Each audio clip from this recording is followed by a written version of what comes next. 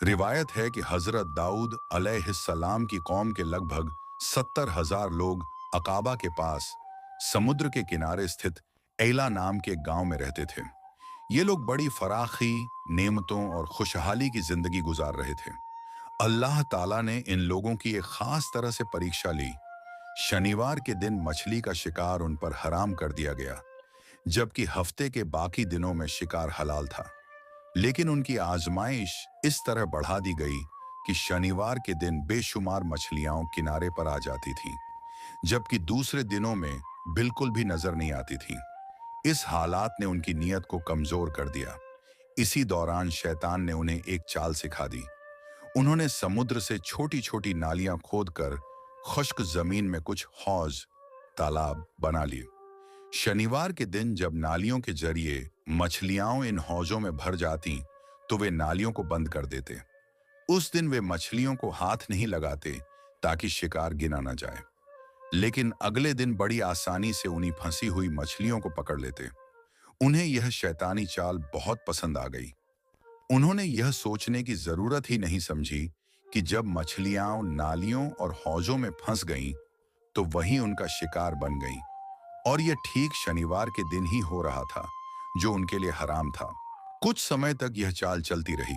गांव के बहुत से लोग इस हराम काम को देखकर भी चुप रहे। कुछ ने समझाने की कोशिश की, लेकिन ज्यादातर लोगों ने नेमतों के लोभ में आकर सच की आवाज को अनसुना कर दिया।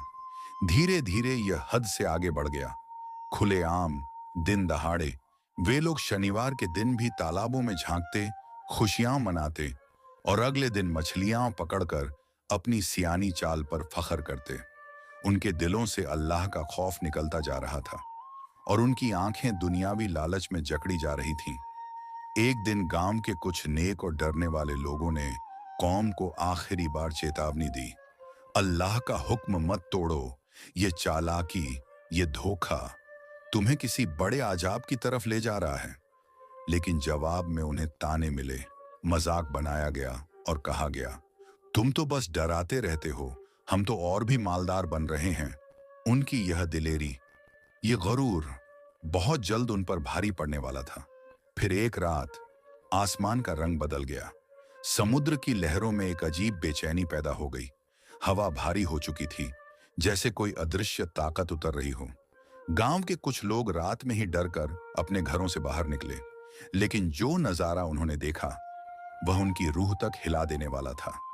धीरे धीरे उन लोगों के घरों से अजीब चीखें आने लगीं, ऐसी चीखें जो किसी इंसान की नहीं लगती थीं।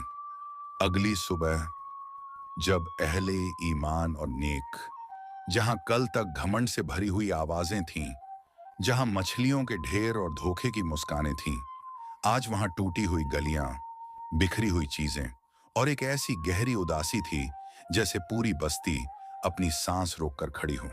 फिर उन्होंने देखा कि जिन लोगों ने अल्लाह के हुक्म की नाफरमानी की थी, जिन्होंने सच को मजाक बनाया था, उन पर एक ऐसी हालत आ चुकी थी जो इंसानी नहीं रही थी। उनके तौर तरीके, उनकी हरकतें, उनकी आवाजें, सब में एक अजीब सी बदलाव की छाया थी। वे जलील, कमजोर, दहशत अजदा और बेसहारा बन चुके थे।